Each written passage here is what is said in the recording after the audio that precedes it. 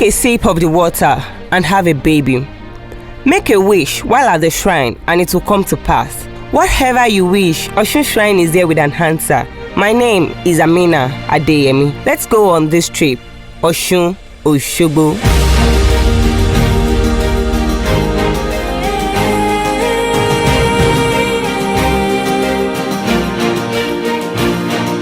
The word Osun Osogbo was derived from a very powerful woman.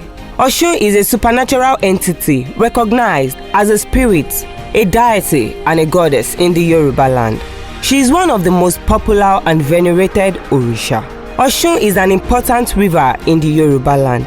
Osun River can be regarded as a human and the goddess of fertility, beauty, and love.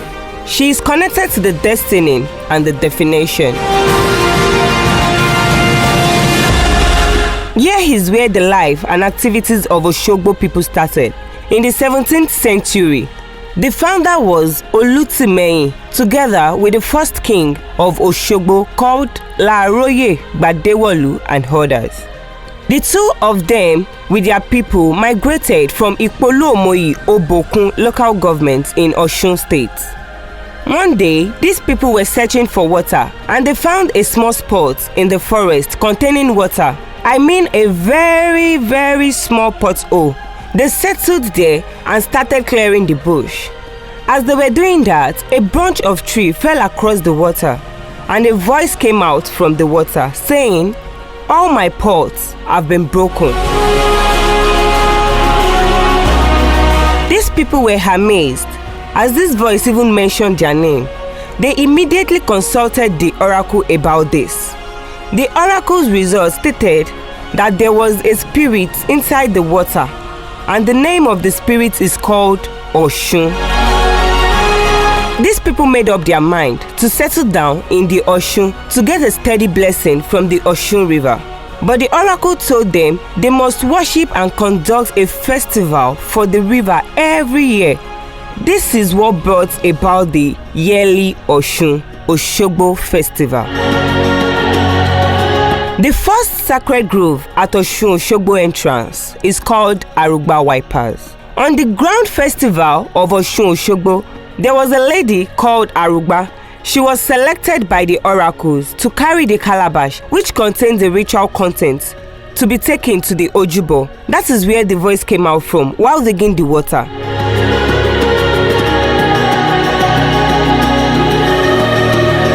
The Arugba must come from a royal family and must go through this sacred grove to avoid stumbling, falling, or talking to anybody.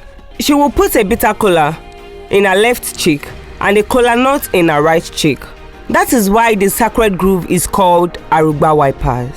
The first statues on the road to the Ojubo are the people that have played a significant role in Osun Osogbo. If they are not mentioned in Osun Osogbo story, the story is never complete.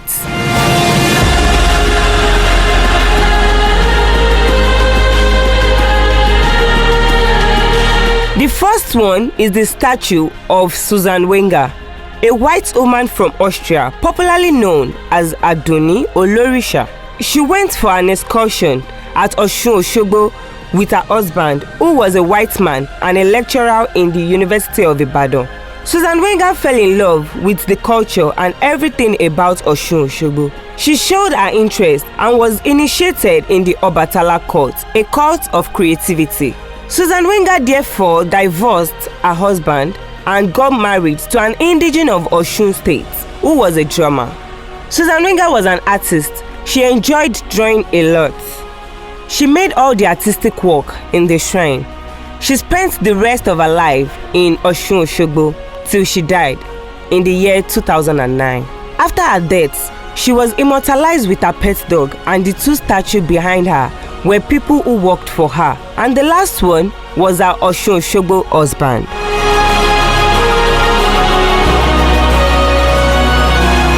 This is Olomoyoyo's statue, a woman with many children, which is one of the attributes of the goddess, giving children to the barren, which is why Osun is referred to a goddess of fertility.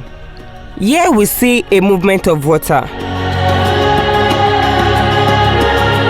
This is one of the hunters who rode an elephant into the town, which is why they called them Ọmọ Amẹ́rìnwá mọ ìlú Òṣogbo. For those who aren't sure of what Osun looks like, this is a replica of Osun. I mean, this is exactly what Osun looks like.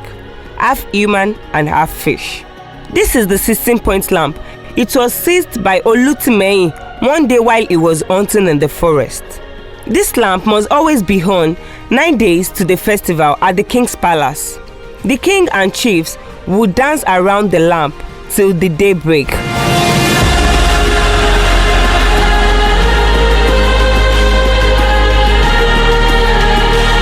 This is the exit of the Virgin Lady that carried the Igba after entering the Arugba wipers.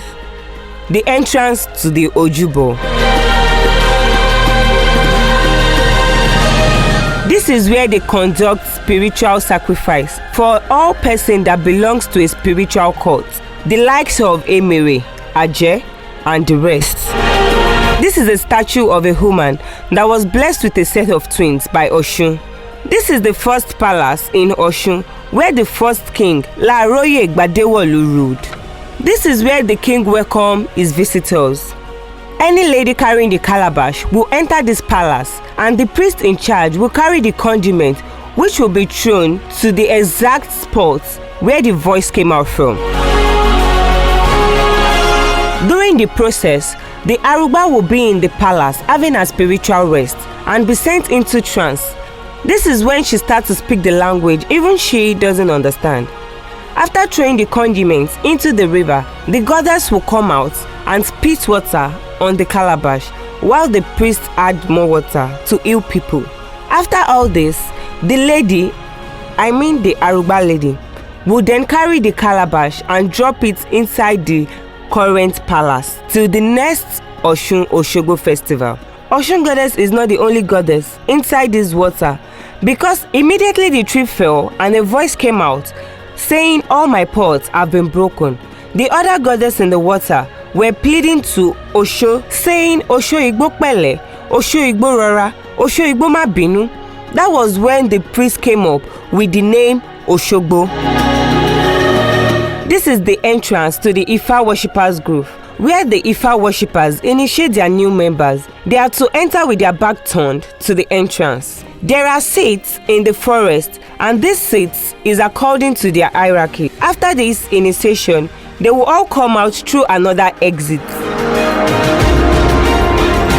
Here is the suspension bridge. This bridge has no pillar to support it, which is why it has been abandoned. This chameleon was used to appeal to the god to send down rain when there was no rain. They will perform some ritual till the chameleon raised its tail. Once it raised its tail, it will start raining. This same ritual is being performed to stop the rain. This structure is a measles disease, and it is very common among the Osogbo people back in the olden days. This disease is what the goddess used to punish anyone that made a promise without fulfilling. These people prostrating in this structure were the people Osun inflicted with one disease. The tallest among them was Ella. He was pleading on behalf of these people. Here is Ella's separate statue. This is Iyamapo. Iyamapo was the tallest woman back then. She was bending in this structure. She could see everywhere in Osogbo just standing, and she always see any war approaching them back in the days.